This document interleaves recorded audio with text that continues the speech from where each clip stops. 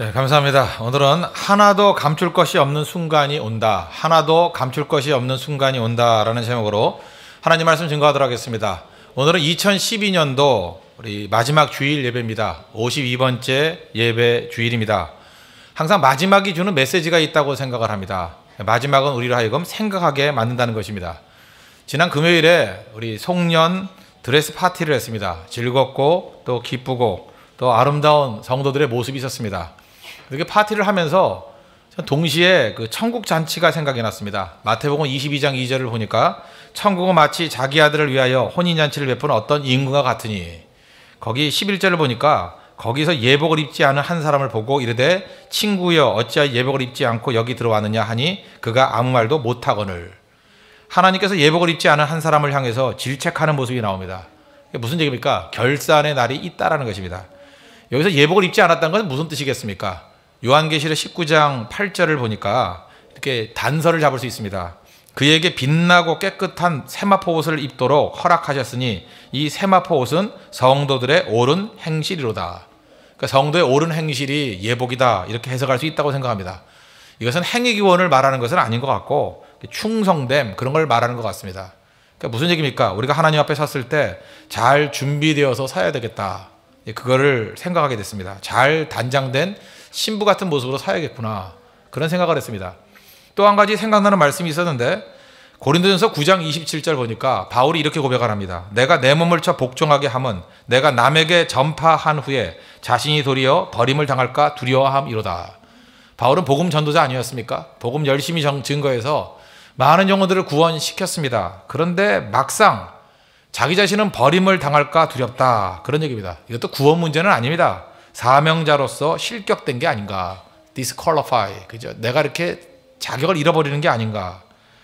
우리도 바울과 같은 이런 질문을 해야 된다고 생각합니다. 시시때때로 나는 뭔가, 그죠? 나는 진짜인가? 나는 진실한가? 나는 가짜가 아닌가? 항상 하나님 앞에 우리가 물어봐야 될 문제라고 생각을 합니다. 저는 자꾸만 이런 걸 잊어버리는 것 같습니다. 종됨을 잊어버릴 때가 참 많은데, 제가 이렇게 개척을 처음 할 때는 하나님 앞에 정말 진실했던 것 같습니다. 진실하게 서고 기도하고 하나님 나를 불쌍히 여겨 주십시오, 하나님의 철저히 의지하고, 정말 한순간도 하나님 앞에서의 의식을 잊어본 적이 없었던 것 같습니다. 그런데 또 금방 잊어버립니다. 일이 많아지고 또 사역이 커지다 보니까 잠깐 잊어버리는 것 같습니다. 내가 하나님의 종됨과 하나님 앞에 서 있어야 된다는 걸 잊어버리는 것 같아요. 결코 이래서는 안 되겠죠. 다시 되새겨야 된다는 것입니다. 우리 성도들도 그런 모습이 있었으면 좋겠습니다. 하나님 앞에서 언제나 결산의식 갖고 서 있는 거. 그럼 이게 결심 갖고 되느냐? 어떻게 점검할 수 있겠습니까? 내가 누구인지 신분을 잊지 않고 살면은 정확하다고 생각합니다. 그래서 오늘 본문과 마찬가지로 내가 그리스도인이라는 신분의식을 갖는 것이 중요하다고 생각합니다. 그리스도는 어떤 모습입니까? 세 가지로 묘사하고 있습니다. 그리스도의 좋은 병사다. 그리고 두 번째는 경계하는 자다. 세 번째는 수고하는 농부다. 내가 누구인지에 대한 이 명확한 의식만 갖고 있다 그러면 결코 하나님 앞에 섰을 때 부끄러움없는 인생이 될 수 있을 것이라는 겁니다. 우리 홍대석의 모든 성도들이 이런 자의식을 갖고 신분에 걸맞는 신앙생활을 하는 믿음의 종 되기를 바랍니다. 첫 번째는 그리스도의 좋은 병사라 그랬습니다. 이건 목적인데 내가 그리스도 안에서 올바른 병사로 서 있어야 된다는 것입니다. 3절 4절 보십시오. 너는 그리스도 예수의 좋은 병사로 나와 함께 고난을 받으라. 병사로 복무하는 자는 자기 생활에 얽매이는 자가 하나도 없나니 이는 병사로 모집한 자를 기쁘게 하려 함이라. 그리스도의 좋은 병사임을 잊지 말라는 거죠. 그럼 그리스도의 좋은 병사의 조건이 무엇입니까? 모집한 자를 기쁘게 하는 것. 모집한 자가 누굽니까? 예수님이죠. 그러니까 예수님을 기쁘게 하는 사람, 이것이 인생의 목적이 되어야 된다는 것입니다. 우리가 인생 살다가 이렇게 흔들린 이유가 무엇입니까? 자꾸만 이게 목적을 잊어버리기 때문에 그렇습니다. 예수님의 기쁨이 돼야 되는데 사람의 기쁨이 되려고 그러고, 사람을 의식하고, 사람들이 나를 어떻게 생각하나, 사람들이 나를 어떻게 평가하나, 그런 거 연연하다가 이렇게 흔들릴 때가 많다는 것입니다. 사도 바울은 갈라디아서 1장 10절을 보니까 내가 사람들에게 좋게 하랴 하나님께 좋게 하랴 사람들에게 기쁨을 구하랴 내가 지금까지 사람들의 기쁨을 구하였다면 그리스도의 종이 아니니라, 이렇게 선언하고 있습니다. 하나님 앞에서 하나님의 기쁨이 되고 그리스도 앞에서 그리스도의 기쁨이 되겠다고 결심했기 때문에 그는 흔들리지 않더라는 것입니다. 우리가 자꾸만 이렇게 변질되는 이유가 무엇입니까? 그리스도의 기쁨이 된다라는 이 목적 잃어버렸기 때문에 그렇습니다. 제가 일전에 한번 방송 녹화를 했던 적이 있습니다. 방송국에 가서 녹화를 하는데 스튜디오에서, 그런데 청중은 하나도 없는데 거기서 설교를 하래요. 정말 황당하더라고요. 벽 보고 설교를 하래요. 벽 보고. 그러니까 뭐 카메라 하나 쳐다보고 벽밖에 없는데 설교를 하랍니다. 처음엔 쉬운 일이 아니었습니다. 도저히 설교를 못 하겠더라고요. 그래서 제 마음속에 잠시 기도를 하고 난 다음에 이렇게 생각했습니다. 이 설교를 꼭 들어야 될 사람들을 연상했어요. 한 3명 정도가 떠오르더라고요. 그래서 그 사람이 여기 앉아있다 이렇게 생각하고 난 다음에 그 사람이 있다고 생각하면서 설교를 하니까 비로소 설교가 풀리기 시작하고 열정을 잃지 않게 됐습니다. 곰곰이 생각해보니까 사람이 있다라고만 생각해야 되느냐? 그게 아니죠. 지금 내가 하나님께서 나를 보고 계시지 않습니까? 내가 하나님 앞에서 사역한다. 하나님의 임재 속에서 사역을 한다. 그것도 놓쳐서는 안 되겠죠. 보이지 않는 하나님이지만 언제나 하나님이 나를 바라보고 계신다. 그 의식 가운데 서는 것이 굉장히 중요하다고 생각합니다. 믿음의 조상이라는 아브라함, 언제부터 이런 의식 가졌습니까? 창세기 17장 1절 보니까 하나님께서 친히 말씀하시기를 너는 내 앞에서 행하여 완전하라. 코람데오 인생이 처음 나오죠. 완전하다는 게 무엇입니까? 우리가 어떻게 퍼펙션한 인생을 살겠습니까? 완전한 인생을 사는 건 뭐예요? 하나님 앞에서 살아가는 인생이 완전한 인생이라는 거예요. 하나님의 존전 앞에 살아가는 인생. In the face of God. 코람데오. 그것이 우리의 진실성을 잃지 아니하게 만드는 능력이라는 것입니다. 요셉 보십시오. 요셉이 진실했던 이유가 무엇입니까? 하나님 앞에서 살아가죠. 보디발의 아내가 유혹했을 때 고백하는 걸 보십시오. 창세기 39장 9절 보니까 내가 어찌 이 큰 악을 향하여 하나님께 죄를 지으리까. 하나님 보고 계신다는 거죠. 하나님 앞에 살아가니까 그는 간증을 잃지 아니하고 진실됨을 잃지 않았다는 것입니다. 우리도 하나님의 기쁨이 된다. 그리스도의 기쁨이 된다. 하나님의 존전 앞에 살아가는 그 모습이 반드시 있어야 된다는 것입니다. 우리 인생의 목적이 뭐예요? 모집한 자 예수 그리스도를 기쁘게 하는 인생이 돼야 된다는 거예요. 또 다른 말은 뭐겠습니까? 충성이죠. 여기 보세요. 우리 앞에 보니까 자기 생활에 얽매이는 자가 하나도 없나니 그랬잖아요. 우린 내 인생 사는 게 아닙니다. 주님이 명령하신다 그러면 그 명령에 순종하면서 충성다하는 인생이 돼야 된다는 것입니다. 스티븐 카비의 책 가운데 그 짤막하게 나오는 인용된 내용이 있습니다. 가르시아에게 보내는 편지, 그런 내용이 있어요. 아마 미국에서 가장 충성된 어떤 병사를 든다 그러면 이 가르시아에게 보내는 편지, 이 내용이 나오는 로안이라는 사람인 것 같아요. 당시에는 20세기 초였는데 쿠바 독립운동이 벌어졌습니다. 아마 미국이 쿠바 독립운동을 이렇게 지원했던 것 같습니다. 스페인으로부터 독립하라고. 당시에 미국 대통령이 맥키니 대통령이었는데 이 쿠바의 혁명 지도자가 가르시아라는 사람입니다. 연결이 돼야 됐어요. 꼭 밀서, 편지를 전해줘야만 어떤 중요한 일들이 벌어질 건데 편지를 전할 길이 없습니다. 그죠? 가르시아가 어디 있는지도 모르고 편지를 전달해줄 방법도 막연할 그런 상황이었습니다. 그때에 주변에 있는 사람들이 로안이라는 사람을 추천하더라는 거예요. 이 사람은 충성된 병사이기 때문에 사명을 맡긴 것은 반드시 이루어내고야 맙니다. 그래서 이 맥키니 대통령이 로안을 불렀답니다. 불러가지고 편지를 주면서 이제 가르시아에게 좀 전달해 달라. 그랬더니 로안이 어디서 어떻게 무엇을 해야 되는지 묻지도 않더라는 거예요. 그 편지를 받아가지고 곧장 뉴욕에서 떠났습니다. 자메이카로 가는 배를 타고 자메이카에서 쿠바로 잠입을 했습니다. 그리고 과정은 다 생략합니다. 9일 만에 가르시아 만났어요. 만나서 편지를 전달해주고 그날 오후 5시에 배 타고 미국으로 돌아왔습니다. 그 다음에 많은 사람들이 생각할 때 진짜 충성스러운 군인의 모습은 이 로안이라는 사람이다. 로안이라는 이름이 충성스러운 병사의 대명사가 됐다는 것입니다. 저는 이 글을 읽으면서 이런 생각을 했어요. 하나님, 저도 또 다른 로안이 되기를 원합니다. 주님이 사명 맡겨주시기만 하면 방법에 관계없이, 환경에 관계없이 반드시 이루어내는 종이 되겠습니다. 핑계대는 이유가 무엇입니까? 충성됨이 없기 때문에 그렇죠. 주님께서 내게 맡기신 사명이 있다 그러면 그죠? 어떤 방식을 통해서든지 이루어낼 수 있다는 것입니다. 이게 충성이고 이게 군인의 모습이라는 거예요. 이게 모집한 자를 기쁘게 하는 종의 진정한 모습이라는 것입니다. 저는 홍대석의 성도들 가운데 로안 같은 충성스러운 백성들이 더 많이 나오는 은혜의 역사가 있기를 바랍니다.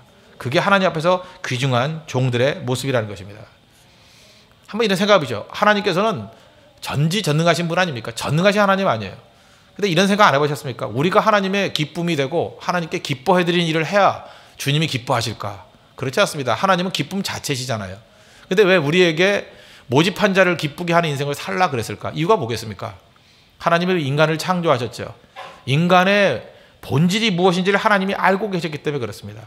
우리가 하나님의 기쁨을 위해서 살면은 그것이 내 기쁨이 되기 때문에 그렇습니다. 내가 내 인생의 기쁨을 위해서 산다 그러면 기쁨이 오지 않는다는 거예요. 오로지 하나님의 기쁨을 위해서 살 때만 내 삶 가운데 기쁨이 온다라는 것입니다. 어디에 그게 나옵니까? 요한복음 15장 10절과 11절을 보니까 내가 아버지의 계명을 지켜 그의 사랑 안에 거하는 것 같이 너희도 내 계명을 지키면 내 사랑 안에 거하리라. 내가 이것을 너희에게 이르면 내 기쁨이 너희 안에 있어 너희 기쁨을 충만하게 하려 함이라. 여기 잘 보세요. 하나님의 기쁨이 되기 위해서 충성을 다했습니다. 그랬더니 하나님 기뻐하시죠. 뭐라 그래요? 너희에게 이르면 내 기쁨이, 하나님의 기쁨이 너희 안에 있어 너희 기쁨을 충만하게 하려 함이라. 우리가 하나님을 기쁘시게 하는 인생을 살면 하나님 기뻐하십니다. 그러면 그것을 통해서 그 하나님의 기쁨이 우리 가운데 충만해진다는 거예요. 실제로 신앙생활하면서 경험해 보셨죠? 주님을 기쁘게 하는 인생을 살기 위해서 충성을 다합니다. 그럴 때 묘하게 내가 기뻐요. 반면에 내 자신의 기쁨과 쾌락을 위해서 살면은 뒷맛이 쓸쓸합니다. 기쁘지 않아요. 전혀 살 맛이 나지 않는 인생을 살아갑니다. 하나님이 우리 인간을 그렇게 만들었기 때문에 그렇습니다. 하나님의 기쁨을 위해서 살아갈 때 내 기쁨이 충만하게 디자인했다라는 거예요. 그러므로 우리가 하나님 앞에서 가져야 될 가장 부끄러움은 인정받는 인생이 되는 길이 어디에 있느냐? 우리를 모집한 자, 예수님의 기쁨이 되는 인생을 살아야 된다는 것입니다.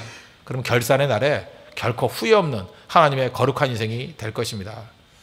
일전에 제가 백두산에 간 적이 있습니다. 중국 쪽에. 갔더니 거기 천지연폭포가 있죠. 천지연폭포 밑에 그 강이 흐릅니다. 거기에서 래프팅을 하더라고요. 래프팅. 배 타면서 이렇게 막 내려오는 거 있죠. 컬러라도 같은 데서 하는 거 같이 래프팅. 우리 동강에서도 하죠. 래프팅. 동강보다는 더 좁은 데입니다. 이렇게 좁은 데인데. 근데 중국말로 그 한자로 써 있는데 래프팅을 뭐라고 표현했는지 아십니까? 표류라고 돼요. 표류. 표류하는 것 같이 되는 거. 그러니까 보트에다가 자기 몸을 맡겨가지고 표류한다 그런 뜻인 것 같아요. 그게 래프팅이더라고요. 참 재밌더라고요. 제가 그걸 보면서 이런 생각을 했습니다. 아, 우리가 목적 없이 살아가면 저렇게 표류하는 인생이 되겠구나. 그죠? 보트에 물결에 맡겨가지고 어디로 가는지 모르잖아요. 표류잖아요. 근데 성도는 목적을 가지면 예수님의 기쁨이 된다는 목적을 가지면 표류가 아니죠. 항해하는 인생이 돼야죠. 항해는 뭡니까? 목적한 것을 향해서 나아가는 인생이 된다는 거예요. 인생 조금 잘못 살면요. 표류하는 인생 돼버립니다. 나 자신의 기쁨을 위해 살다 보면 표류하는 인생이 돼버려요. 어디로 가는지 몰라요. 나는 중심이 없습니다. 그죠? 나 자신을 위해 산다 그러면 보트에 내 몸을 싣고 어디로 가는지 모르는 인생이 돼버린다는 거예요. 반면에 정확하게 하나님을 기쁘시게 하는 인생이 된다 그러면 항해하는 인생이 되고 후회 없는 인생을 살 수 있는 믿음의 종이 될 수 있다는 것입니다. 우리 홍대석의 모든 성도들 마지막 결산의 때가 있습니다. 주님을 기쁘시게 하는 인생, 그것을 인생의 목표로 삼는 믿음의 종 되길 바랍니다. 그럴 때 후회 없는 가장 강력한 인생이 될 것입니다. 또 한 가지, 두 번째는 경기하는 자라고 그랬습니다. 이거는 목적이 좋은 군사가 된다 그러면 과정이라고 얘기할 수 있다는 것입니다. 5절을 보십시오. 경기하는 자가 법대로 경기하지 아니하면 승리자의 관을 얻지 못할 것이며, 법대로, 이건 무슨 얘기예요? 과정이 중요하다 그런 얘기죠. 우리는 보통 그런 얘기를 많이 합니다. 목적을 이루기 위해서는 수단과 방법은 가릴 필요가 없다. 그렇게 생각하는 사람이 많습니다. 아니라는 거예요. 목적도 올바라야 되지만 과정도 법대로 해야 된다. 과정이 중요하다는 과정. 여러분, 과정 없는 결과는요, 항상 우리에게 낭패를 가져다 줍니다. 뭐 여러 가지 예가 있겠지만 한 가지 예를 든다 그러면 복권이죠. 로또. 어떤 사람이 로또 뭐 복권을 사가지고 당첨이 됐습니다. 얼마 받습니까? 뭐 한 20억? 뭐 50억? 많이 된 건 100억도 있나요? 이게 어마어마한 돈을 받았다고 합시다. 그냥 한 50억쯤 된다고 해봐요. 그러면 로또 당첨된 사람들의 그 패턴들이 있죠. 거의 90% 이상의 패턴이 그렇습니다. 첫째, 잘 다니던 회사 때려쳐요. 회사 나옵니다. 그 두 번째, 그렇게 금슬이 좋던 부부가 돈 많이 생기니까 싸움이 벌어져요. 그죠? 뭐 내가 샀다느니, 내 돈 주고 샀다느니, 뭐 내가 번호 넣었다느니, 뭐 이래가면서, 그죠? 갈라지게 됩니다. 그래서 결국 이혼하는 가정이 많대요. 그래서 나중에는 패가 망신합니다. 왜 그럴까요? 이 복권으로 돈 번 사람들이 왜 잠깐만 이렇게 무너지게 될까요? 이유는 간단합니다. 땀이 없는 돈이기 때문에 그래요. 눈물이 없는 돈이기 때문에 그래요. 언제나 과정이 없는 돈은요, 다 날아가게 돼 있습니다. 그래서 과정이라는 게 중요한 거예요. 과정이 있어야 내 것이 된다는 것입니다. 땀 없는 돈, 눈물 없는 돈, 그건 내 돈 아니에요. 똑같은 얘기죠. 뭐 부당하게 얻은 수입, 그건 내 돈 아니에요. 그죠? 속이고 얻은 이익, 그건 내 돈 아니라고. 다 날아가게 돼 있습니다. 예레미야 17장 11절 보니까 불의로 치부하는 자는 자고새가 낳지 아니한 알을 품음 같아서 그의 중년에 그것이 떠나겠고 마침내 어리석은 자가 되리라. 그 자고새라는 게 있는가 보죠. 그 남의 낳지 않은 알을 괜히 품고 있다가 품으만 주지 자기 거 아니죠. 다 따라가 버린다는 거예요. 마찬가지로 땀이 없는 소득들 다 이렇다는 거예요. 과정이 없는 소득들 다 이렇다는 거예요. 자고새와 똑같다는 것입니다. 열심히 일하잖아요. 열심히 품잖아요. 머무르지 않는다는 거, 다 따라가 버린다는 것입니다. 과정이 중요하다는 거죠. 이 과정이 중요하다는 말을 또 다른 말로 하면 뭐겠어요? 그거는 인품이 중요하다는 거죠. 성품이 중요하다. 우리가 어떤 사람들 보면 이 결과만을 추구하는 사람이 있습니다. 결과는 쉽거든요. 결과는 인격보다 쉽습니다. 그래서 인격적인 이 성품적인 변화를 통해서 열매를 거두기보다도 결과를 추구할 때가 많아요. 교회도 그렇습니다. 결과만, 성도들 숫자만 늘리려고 그러면 어떻게 하면 돼요? 프로그램에 여러 가지 선동하는 방법들 동원하고 그러다 보면은 과정 없이 그냥 결과만 나올 수 있잖아요. 결과만. 숫자 많이 모일 수 있고 숫자로 나오는 걸 통해서 헌금도 많이 모일 수 있고 외형적으로. 그러나 그건 언젠가는 날아가는 것입니다. 진짜는 뭐예요? 예수 그리스도를 만나게 만들고 영적으로 거듭나게 되고 그리고 성령 충만한 가운데서 변화되는 그런 과정들이 필요한 거 아닙니까? 과정을 무시하면 결국 다 떠나가게 된다는 것입니다. 하나님의 영이 역사하게 될 때는 언제나 과정을 귀중하게 여긴다는 것입니다. 홍대세 교회도 개척한 지 얼마 안 됐습니다. 과정이 필요합니다. 순식간에 뭐가 되면 좋을 것 같죠. 그렇지 않습니다. 반드시 과정을 통해서 눈물이 있어야 되고요. 땀이 있어야 된다는 것입니다. 그래야 건강한 교회가 될 수 있다는 거예요. 하루아침에 되는 게 아닙니다. 과정을 귀중하게 여긴다는 거예요. 그게 법대로입니다. 법대로. 20세기 미국 대통령 가운데 가장 존경받는 대통령을 든다 그러면 그 32대 대통령이죠. 그 프랭클린 루즈벨트. 이 사람은 역경을 많이 겪었던 사람입니다. 19살에 아버지가 돌아가셨어요. 그래서 자기 먼 친척이었죠. 미국의 그 위대한 대통령 가운데 시어도르 루즈벨트라는 사람이 있습니다. 그걸 롤 모델로 삼았어요. 그러다가 나중에 하버드 졸업했고 변호사 됐고 나중에는 그 뉴욕주 상원의원까지 됐습니다. 승승장구했어요. 그러다가 1920년도에 민주당 부통령 후보로 나왔다가 낙선했습니다. 얼마 전에 우리나라도 선거가 있었지만 이렇게 큰 주목을 받다가 낙선하면 그 충격도 크겠죠. 낙선했어요. 승승장구하다가 참 실패를 맛봤어요. 근데 청천벽력 같은 일이 벌어집니다. 그 다음에 39살에 소아마비 걸린다는 게 말이 됩니까? 소아마비는 어렸을 때 걸리는 거 아니에요. 39살 때 소아마비에 걸렸습니다. 하반신이 마비가 돼버렸어요. 1년 전에 38살에 부통령 후보로 나갔다가 정말 잘 나가는 인생이었죠. 30대 부통령 후보였어요. 낙선하고 그 다음에 소아마비로 하반신 마비가 돼버렸습니다. 이 정도면은 오히려 잘 나가는 사람, 추락하는 것은 날개가 있다 그러죠. 잘 나가는 사람이 추락하면 충격이 더 크잖아요. 완전히 자포자기해야 될 인생 아닙니까? 루즈벨트는 그러지 않았습니다. 다시금 하나님을 의지하면서 믿음 붙들면서 돌아왔죠. 그 방법이 뭐였어요? 자기 고향이 뉴욕인데 조지아주로 이사를 갑니다. 조지아주에 그 웜 스프링스라고 거기에 온천이 있거든요. 31.5도의 꾸준한 똑같은 온도에 물이 나오는 거예요. 거기서 그 월풀 같은 데서 이렇게 운동하면 몸이 풀린다는 얘기를 듣고 그걸로 이사를 갔습니다. 더 중요한 건 뭐냐? 뉴욕에는 자기 라이벌들이 있거든요. 쓸데없는 경쟁을 많이 해야 되고 에너지 낭비할 일이 많았습니다. 홀로 자기와의 싸움을 벌이려고 하나님과의 싸움을 벌이려고 조지아주로 이사 갔습니다. 이사 가서 그가 결심한 게 있어요. 내가 일어서서 연설할 때가 되면 뉴욕으로 돌아가리라. 7년 동안 스트러글 했습니다. 7년 동안. 그러고 난 다음에 진짜 일어서서 연설할 정도로 회복이 됐어요. 그리고 뉴욕으로 와가지고 뉴욕 주지사가 됐고 그 다음에 정계에 복귀한 다음에 4년 만에 미국의 대통령이 됐습니다. 그리고 2차 대전을 승리로 이끌었죠. 4선이요, 4선. 중간에 돌아가셨기 때문에 그 4, 16년은 못했고 많이 12년 대통령직에 있었습니다. 지금은 미국 대통령 4선 못하죠. 재선까지밖에 못하잖아요. 8년밖에 못하잖아요. 헌법 개정을 해. 3선 금지. 그죠? 이렇게 헌법 개정했죠. 아마도 또다시 헌법 개정하기 전까지는 이 루즈벨트의 4선, 이건 역사에 남을 일입니다. 4선은 없어요, 더 이상. 잘 보세요. 루즈벨트가 이렇게 많은 일들을 감당했던 이유가 무엇입니까? 결과 갖고 얘기할 게 아니에요. 과정입니다, 과정. 그 과정 여러분 이해하십니까? 7년 동안의 그 재활의 과정. 그때 하나님과 함께 그 투쟁했던 과정들. 하나님 앞에서 자기 자신을 다졌던 과정들. 그리고 돌아와서 4년 만에 대통령, 11년 동안의 그 과정들. 거의 요셉 같지 않습니까? 하나님께서 우리를 사랑하시기 때문에 우리를 다루실 때도 그런 과정을 다루시나. 과정에서 인격이 나오는 겁니다. 과정에서 성품이 나오는 거예요.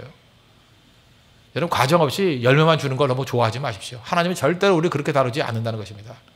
하나님 앞에 섰을 때 주님께서는 과정 보신다는 거예요. 법대로 경계했니? 과정을 다 수행했니? 그게 귀중하다는 것이야. 과정 속에서 하나님께 영광 돌릴 수 있습니다. 솔로몬의 재판이 한 예를 들어볼까요? 솔로몬의 재판은 이런 시각에서 바라볼 수 있다고 생각을 합니다. 지혜로운 재판이죠. 아이 하나를 놓고 두 여자가 와서 서로 어머니라고 얘기를 합니다. 이런 관점에서 한번 봅시다. 그거 어떻게 판결했습니까? 솔로몬 판결의 핵심이 뭐예요? 누가 어머니인가 하는 팩트에 관심 두지 않았습니다. 우리 보통 사람 그러잖아요. 누가 어머니인가? 팩트에 관심 가잖아요. 누가 사실인가? 누가 사실상의 어머니인가? 솔로몬은 그걸 바라본 게 아니라 과정에 충실했던 것 같아요. 솔로몬의 접근은 뭐였냐면 누가 어머니여야 하는가? 그게 질문이었어요. 누가 어머니여야 하는가? 어머니의 성품과 어머니의 인격을 가진 자가 누군가? 어머니는 어떤 존재인가? 이걸 물은 거죠. 그러니까 본질이에요, 본질.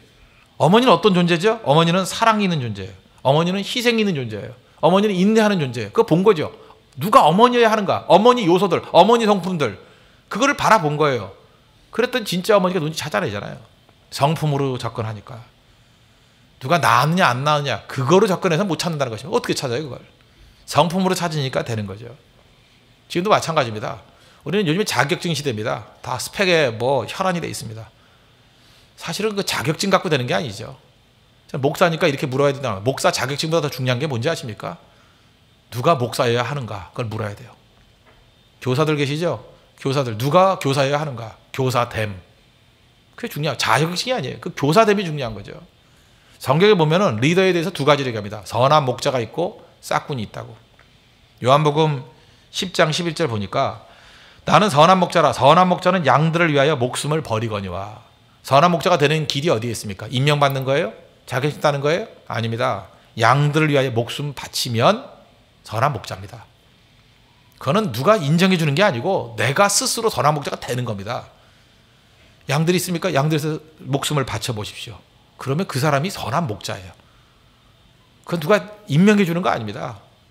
그렇게 살면 선한 목자 되는 거예요. 반면에 싹군은 누굽니까? 싹군은 목자가 아니요 양도 재앙이 아니라 이리가 오는 것을 보면 양을 버리고 달아나나니.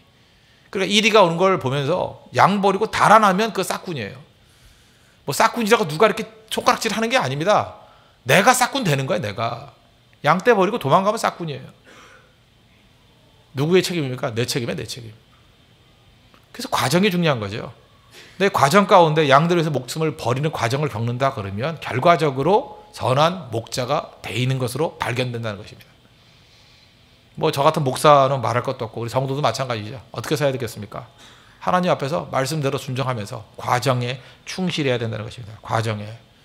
주님, 내가 정말 양들 위해서 눈물 흘리고 땀 흘리고 또 기도하고 희생하는 사람 되겠습니다. 그리고 과정을 겪다 보면 마지막에는 선한 목자의 모습으로 드러나게 된다는 것입니다. 그럴 때 하나님 앞에서 부끄러움이 없는 믿음의 종으로 서게 될 것입니다. 우리 홍대석의 모든 성도들은 이 과정에 있어서 선한 목자와 같이 온전하게 살 수 있는 믿음의 인격을 갖는 거룩한 종 되기를 바랍니다. 세 번째로는 수고하는 농부라고 그랬는데 6절 보십시오. 수고하는 농부가 곡식을 먼저 받는 것이 마땅하니라. 그러니까 농부는 씨 뿌리고 난 다음에 열매가 얻는다는 거죠. 결과가 헛되지 않다라는 것입니다. 시편 126편 5절의 말씀과 연결이 되어 있죠. 눈물을 흘리며 씨를 뿌리는 자는 기쁨으로 거두리로다. 근데 문제는 뭐냐? 농부는요, 사실은 그 씨를 뿌리면 열매를 반드시 거두는데 문제는 이 땅을 살면서 열매가 지금 당장 안 보일 수도 있다는 것입니다. 디모데후서죠. 디모데후서는 사도 바울이 죽기 직전에 유서와 같이 쓴 성경입니다. 말년에 쓴 성경이에요. 근데 이 디모데후서를 쓸 당시에 사도 바울이 그렇게 위대한 존재였느냐? 그렇지 않다라는 것입니다. 이때가 감옥에 갇혀 있었거든요. 그리고 주변에 있는 많은 사람들이 이 바울을 볼 때 실패자 같이 보였습니다. 야, 실패했다. 저 끝장이다. 저기 줄 서면 안 돼. 그런 의식을 가졌다고요. 그래서 제자들 가운데도 이렇게 바울을 떠나가는 사람들이 많았어요. 디모데후서 4장을 보면 10절에 대만은 이 세상을 사랑하여 나를 버리고 데살로니가로 갔고, 그 대만은 도망쳤대요. 잘 따르던 대마가. 그 다음에 14절 보니까 구리 생업자 알렉산더가 내게 해를 많이 입혔으며, 그러니까 이 알렉산더는 머리가 더 잘 돌았는가 보죠. 바울에게는 소망이 없어. 끝났어. 저기에는 영광이 없어. 그리고 벌써부터 떠나갔다는 것입니다. 바울은 그런 상황이었어요. 당시 열매가 없었다고요. 우리는 지금 2012년 12월 30일의 입장에서 바울을 보니까 위대해 보이죠. 바울 얼마나 위대합니까? 우리 찬양 있죠. 낮은 해처럼 밤엔 달처럼 뭐 그렇게 살 수는 없을까? 그런 노래 있죠. 난 2절을 부를 때마다 너무 부러워요. 예수님처럼 바울처럼 그렇게 살 수는 없을까? 바울이 예수님 레벨이에요. 그죠? 예수님 수준으로. 그러니까 바울한테 진짜 부럽다니까요. 사람이 예수님 수준으로 올라갔잖아요. 예수님처럼 바울처럼. 그 뭐 최용덕이라는 분이 그 작사 작곡한 분인데 바울을 되게 좋아했는가 봐요. 바울을 예수님 대표로 올려서 예수님처럼 바울처럼 그렇게 살 수는 없을까. 지금 대단히 존경받는 모습이에요. 대단한 존재예요. 그러나 그 당시에는 안 그랬다니까요. 디모데후서 쓸 당시에는 안 그랬다니까요. 우리 이 땅을 살아가면서 그죠? 우리가 농부로 살아갈 때 주님 앞에 충성할 때 우리 결과가 다 보이는 거 아니라는 것입니다. 다 보이지 않아요. 그래도 주님 바라보고 충성해야죠. 여기서 끝나는 거 아니죠. 어떤 사람은 그래요. 죽으면 끝이다. 세상에 그런 엉터리가 있어요. 죽으면 끝이에요? 안 그렇습니다. 육체가 끝난다고 끝나는 게 아니에요. 저는 옛날부터 일기를 많이 썼습니다. 일기 쓰니까 알겠는데 20대도 썼고 30대도 썼고 40대도 쓰고 있고 뭐 일기라기보다는 일지에 가까운 겁니다. 이렇게 써놓습니다. 느낌 같은 거 써놓고. 그러니까 파일로 다 있으니까 제가 10대 때 썼던 일기도 볼 수 있어요. 지금. 근데 묘한 게 뭔지 알아요? 제가 20살 때 40살을 바라보면서 뭐라고 생각했냐면 40살도 인생인가 그렇게 써놨어요. 40살도 꿈을 꿀까? 40살도 무슨 생각이 있나? 20대 때 그러더라니까. 20살 때 꼭 그런 느낌으로 썼어요. 근데 지금 제가 50이거든요. 50살에 지금 그 40살을 보면 어떤 애들은 귀여워요. 40살, 참 귀여운 40살도 있어요. 아, 참 귀엽다. 제가 느끼는 게 뭐냐 하면 이런 거예요. 그죠? 우리는 나이가 들면서 그죠? 영혼이 늙어간다고 생각해요. 영혼은 안 늙어요. 생명은 안 변해요. 20살 때 생명이나 영혼이나 30살 때 영혼이나 40살 때 영혼이나 50살 때 영혼이 다 똑같아요. 여기 대충 보시면 한 50쯤 되시는 분들 있죠. 지금도 이렇게 눈 감으면 생각나죠. 20살 같은 느낌이 들어요. 지금 외모만 늙었을 뿐이야. 외모만 머리카락 빠지고 외모만 좀 살이 늘어지고 그랬을 뿐이지 눈 감으면 생각하면 다 20살, 18살 이래요. 잘 실감이 안 되면 여기 한 32살쯤 되셨죠. 여기 앞에 32살 맞죠? 32살. 눈 감으면 18이죠. 그렇죠? 예, 끄떡끄떡하네. 맞다 그러잖아요. 진짜 다 그래요. 이번에 우리 드레스 파티를 할 때 68세 되시는 남복희 집사님 계십니다. 여기 오셨는 것 같은데. 그분 이렇게 흰머리도 많고 보면 할머니예요. 그죠? 그런데 드레스를 딱 입었는데 제가 시력이 안 좋아서 멀리서 봤는데 되게 예쁜 여자가 있더라. 누군가 봤더니 그래서 68세 되신 남복희 집사님이에요. 자세히 보니까 물론 뭐 아니던데. 그렇지만 멀리서 볼 때는 저도 모르게 속았어요. 와, 저렇게 예쁠 수도 있구나. 그죠? 이렇게 꿈꾸게 되잖아요. 그런데 그 남집사님이 화사하게 웃을 때 저는 청년 목회를 많이 했잖아요. 그 미소가 20살짜리 미소예요. 68세인데 20살짜리 미소가 막 나오더라고요. 거기서. 그때 내가 느꼈던 게 뭔지 아십니까? 저 영혼 속에는 20살이 있구나. 몸만 늙은 거예요. 몸만. 그죠? 정신은 안 늙어요. 영혼은 그대로라고. 여기 지금 나이가 몇 살입니까? 여러분 자기 나이 한번 생각해 봐요. 그러면 몇 살을 한번 볼까요? 20살을 기준으로 한번 봐요. 여러분 지금 정신이 20살하고 지금 달라졌어요? 생명은 똑같아요. 똑같다고요. 절대 안 늙어요. 하나도. 그래서 어떤 때는 딸하고 이야기를 나누면요. 얘기가 통해요. 딸이라는 생각 잊고 지나보면 다 얘기가 통한다고. 그래서 20살의 영혼이나 30살의 영혼이나 40살의 영혼이나 50의 영혼이나 60의 영혼이 같아요. 다 생명은요. 똑같아요. 그러면 유추할 수 있죠. 내 육체는 옷이라 그랬잖아요. 이 육체의 옷을 벗는 순간에 영혼이 달라질까요? 그냥 가는 거예요. 천국으로. 죽음이 끝이라고요? 누가 그래요? 죽음이 끝이에요? 우리 겉사람만 바뀔 뿐이에요. 겉사람만 늙어가고 있을 뿐이에요. 배 나올 뿐이고, 그죠? 겉사람만 화장빨이 안 먹을 뿐이지. 영혼은 똑같아요. 영혼은 똑같다고. 이 땅에서 열매 거둘 수도 있지만 이 땅 아니고 천국 가서 열매 거둘 수도 있잖아요. 사도 바울 이 땅에서 무슨 열매가 있었습니까? 많지 않았잖아요. 근데 죽음 이후에 천국에서 거둘 영혼의 그 추수 얼마나 많이 있습니까? 바울 때문에 믿었던 사람, 바울 때문에 변하는 사람이 얼마나 많아요. 그러므로 이 땅 어떻게 살아야 되겠습니까? 조금 전에 270장 찬양했죠. 십자가 단단히 붙잡고 날마다 이기며 나가는 거예요. 결코 낙심하지 않고 살아가는 그 모습이 있어야 된다는 것입니다. 농부의 인내 배우십시오. 하나님 앞에서 우리가 뿌렸던 씨앗들 하나도 땅에 떨어지지 않고 다 열매 거두게 될 것입니다. 여러분 믿습니까? 그 의식 갖고 서야 된다는 거예요.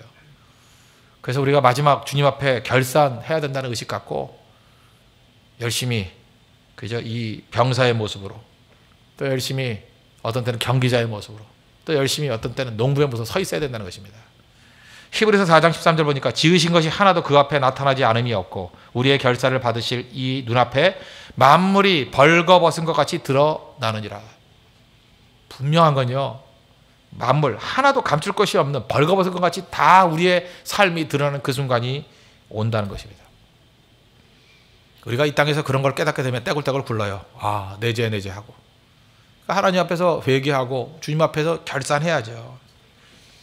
여러분 지금 살면서 내가 꽤 괜찮게 사는 것 같이 느껴질 때가 있죠. 왜 그런지 알아요? 감추고 있기 때문에 그래요. 내가 감춘 것을 다른 사람 못 보잖아요. 그러니까 다른 사람들은 내가 감춘 거 말고 보이는 것만 얘기해줘. 그러면 나를 속이는 거예요. 다른 사람이 얘기해 주는 게 난 줄 알아. 자기 속이는 거예요. 자기는 다 하면서도. 그래서 잘 감추고 있어요. 잘 감추고 있어요. 그리고 다른 사람이 보여주고 다른 사람이 표현해 주는 걸 가지고 그게 나야 라고 믿고 있어요. 위험한 일입니다.